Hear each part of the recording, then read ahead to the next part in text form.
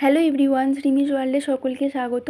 ক্রিসমাসের দিন আমরা চলে গিয়েছিলাম হাওড়ায় ডোমজুড়ে অবস্থিত নীলাঞ্জনা পার্কে। এই পার্কটিতে আমি প্রথমবারই এলাম। যাই হোক, পার্কটিতে ঢুকতে গেলে টিকিট মূল্য মাত্র 20 টাকা।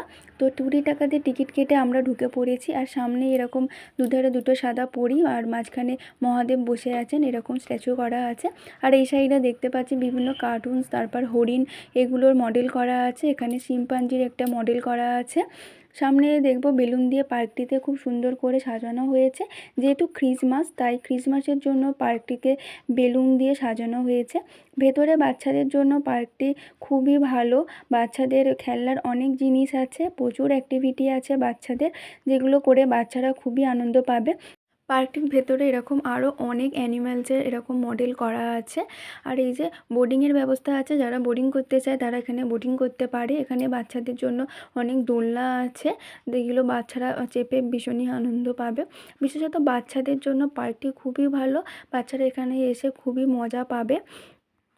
যারা এখানে পিকনিক করতে চায় তারা এখানে পিকনিক করতে পারবে, কারণ এখানে অনেক পিকনিক স্পট আছে পার্কটির ভেতরে, যেগুলো ভাড়া পাওয়া যায় পিকনিক করার জন্য। আমরা যেহেতু অনেক লেটে পৌঁছেছিলাম, প্রায় পার্ক বন্ধ হওয়ার ঠিক আধ ঘন্টা আগে, তাই আমরা বেশি ঘুরতে পারিনি পার্কের ভেতর, কারণ অন্ধকার হয়ে এসেছিলো আর আমাদেরকে বেরিয়ে যেতে হবে পার্ক থেকে। আর এই যে অন্ধকারে বেশি সেরকম ছবিও তুলতে পারিনি। কয়েকটা ছবি তুলে আমরা পার্ক থেকে বেরিয়ে এসেছিলাম। পার্কটির ঠিক পাশে একটা ছোট ইস্কন মন্দির আছে, তো আমরা সেই ইস্কন মন্দিরেই চলে এসেছিলাম। এখানে মন্দিরের ভেতর কিছু খাবারের দোকানও দেখতে পাচ্ছি। তারপর আমরা চলে যাচ্ছি মন্দিরের ভেতর। এখানে বাইক পার্কিংয়েরও জায়গা আছে মন্দিরের ভেতরে। তো মন্দিরের সামনে জুতো খোলারও জায়গা আছে, তো জুতো খুলে আমরা মন্দিরের ভেতর ঢুকে পড়েছি। যেহেতু সন্ধে আরতির সময় হয়ে এসেছিলো আর আরতি দর্শন করার জন্য মন্দিরে ভালোই ভিড় জমেছিল। তো দেখতেই পাচ্ছ অনেকই ভিড় হয়েছিল মন্দিরে। আমরাও এখানে দাঁড়িয়েছিলাম ঠাকুরকে দর্শন করার জন্য, কিন্তু তখনও নাম কীর্তন চলছিল। আরতি হওয়ার আগে ঠাকুরের গেট বন্ধ ছিল, তারপর গেট খোলা হলো। এখানে বৃন্দা দেবীকে প্রদক্ষিণ করা হচ্ছে।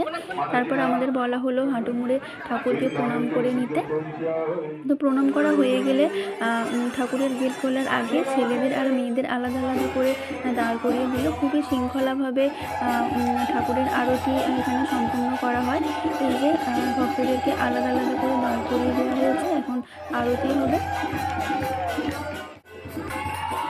গেট খুলে পর্দা সরিয়ে ঠাকুরকে দর্শন করার মুহূর্তটা ছিল অপূর্ব। ভগবানের মুখটা সামনে থেকে খুবই মিষ্টি লাগছিল, খুব অপূর্ব সাজসজ্জা ছিল, দেখার মতোই।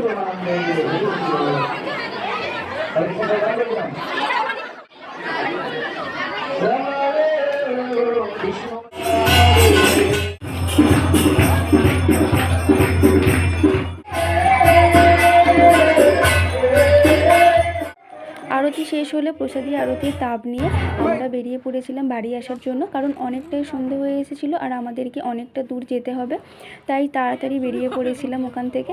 আর এখানে রাস্তায় একটু ভালো চায়ের দোকান দেখে দাঁড়িয়ে পড়েছিলাম চা খাওয়ার জন্য। রাস্তার ধারে এরকম চা খাওয়ার মজাটাই আলাদা। আর যেহেতু আমরা সবাই একটু চা খেতে পছন্দ করি, তাই ঠান্ডায় তো চাটা খেতেই হবে।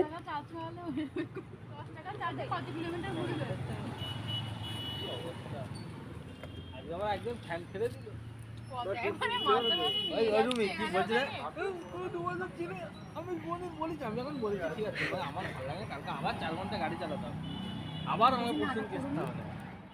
গল্প করতে করতে চা খেয়ে আমরা বাড়ি আসার জন্য বেরিয়ে পড়লাম। কেমন লাগলো আজকে ভিডিওটা জানিও, ভালো লাগলে লাইক, অবশ্যই সাবস্ক্রাইব করতে ভুলো না।